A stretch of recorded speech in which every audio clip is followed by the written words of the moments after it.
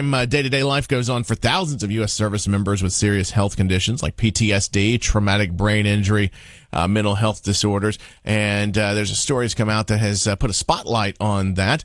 And we're going to talk with Shannon Walker from Heads Up Northwest Battle Buddies this morning. Shannon, thanks so much for joining us on Memphis Morning News. How are you? I'm doing great. Thanks for having me. You know, this is Memorial Day where we remember those who lost their lives, but it's a good time to also think about our veterans and other folks who have served in the military, because even if they're not in active duty, they're dealing oftentimes with a lot of things. Absolutely. You know, in the last 5.5 years, what we do here at Northwest Battle Buddies is we provide service dogs to combat veterans that have PTSD.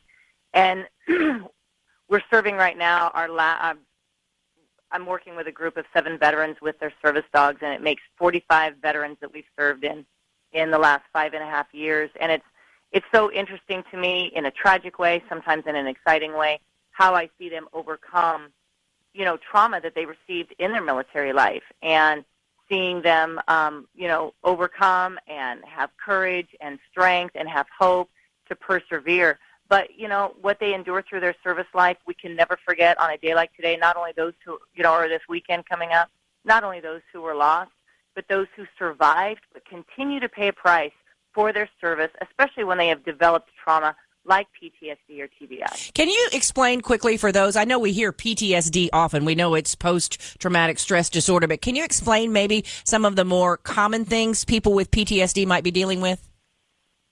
Well, one of the main things is isolation. You know, the last thing that they want to do when they are hypersensitive, they don't want to go out in public. They don't want to go out and be around crowds, people, loud noises, and the worst thing for them is to be isolated and be trapped in their mind, reliving trauma that they endured through their service life. And one of the things that we do that brings such healing and hope is not only provide a battle buddy through the gift of a service dog that we've given to them that's highly trained prior to them receiving their dog, and then they go through 6 weeks of training with us. But that battle buddy, that service dog, helps them overcome and endure and go into those places that they don't want to go. You know, our service dogs wake them up from nightmares. Every single one of our service dogs wake our veterans up from night terrors, and not only wake them up, but they offer that instant reassurance that they're okay. And many of our veterans who have our service dogs, they talk about, you know, one veteran said, you know, the 16 different medications that he received from the VA did nothing for him compared to the sleep and peace and rest that having his service dog with him at night brings him, because the dog does wake him up from night terrors and give him that instant reassurance. And it's just amazing what the gift of these service dogs brings to their life of hope and healing, helping them overcome those symptoms of PTSD. You talked about 16 medications. Shannon Walker joining us this morning from Heads Up Northwest Battle Buddies. You talked about 16 medications. I understand there's a lawsuit out there, and that the Army should take another look at PTSD, engaging how veterans are discharged from service. Absolutely. The study shows that many men and women who have endured trauma through their military life, and then they get PTSD or TBI because of their service. Well, if PTSD and TBI compromises their service life, and there might be misconduct, so therefore they're separated from the service, many of our veterans are losing their VA benefits. But they're losing their VA benefits because of trauma they received through their service life.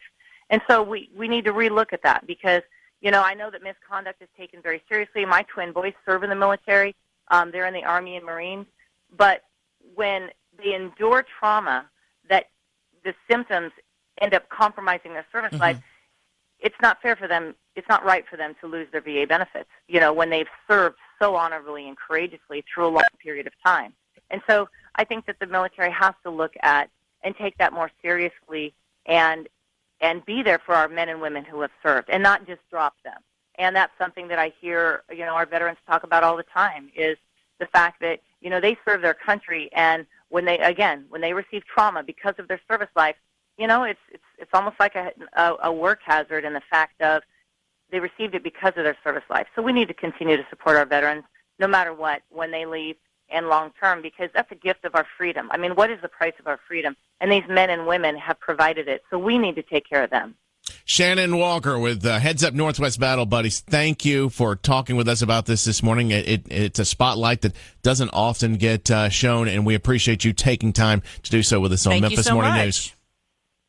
Thank you so much. Have a great day. You too. You know, it's interesting. She's talking about the service dogs, and that's just one form of helping to deal with the PTSD. You hear more and more about pet therapy and things like that for all kinds of things that people might be dealing with. It's pretty interesting. Yeah, and studies have shown not just with that, but just with the general population, the positive endorphins that are released with having interaction with pets, that it is soothing, and that it has a lot of positive benefits, and folks like Shannon and people all across the country that do this do really a great service to our